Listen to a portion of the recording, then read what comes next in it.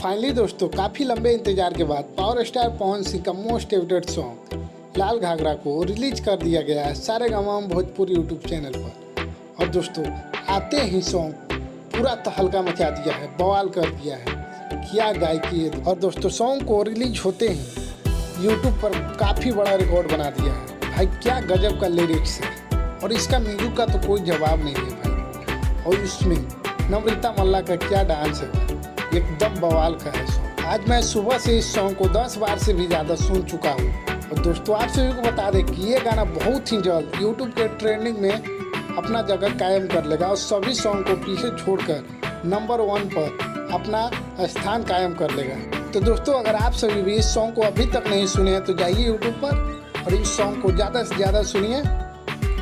क्या गजब का सॉन्ग है, मैं तो खुद तारीफ करते नहीं थक रहा हूँ।